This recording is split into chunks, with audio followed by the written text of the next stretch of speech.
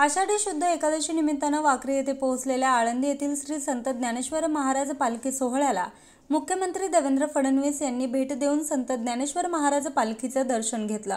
फडणवीस यांनी पालकमंत्री जयकुमार गोरे यांच्या समवेत पालखी खांद्यावर घेऊन दिंडी सोहळ्यात सहभाग घेतला। टाळ मृदुंग आणि विठू माऊलीच्या गजरात वातावरण भक्ती रसात न्हाऊन निघालं। प्रारंभी संत ज्ञानेश्वर महाराज पालखीचे प्रमुख विश्वस्त योगी निरंजन नाथ यांनी मुख्यमंत्री फडणवीस यांचे माऊलींची प्रतिमा देऊन स्वागत केलं। वाखरी येथे जिल्हा प्रशासनानं वारकरी भाविक यांच्यासाठी उपलब्ध करून देण्यात आलेल्या सोयीसुविधांची पाहणी देखील मुख्यमंत्री फडणवीस यांनी केली। वारकऱ्यांसाठी करण्यात आलेल्या सुविधांबाबत त्यांनी समाधान व्यक्त केलं।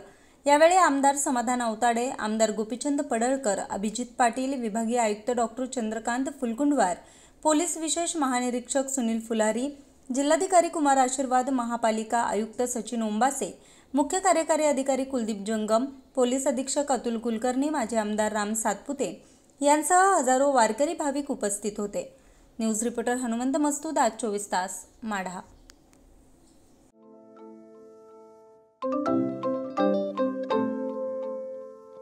नवनवीन आणि ताज्या घडामोडींसाठी आज 24 तास सबस्क्राइब करा।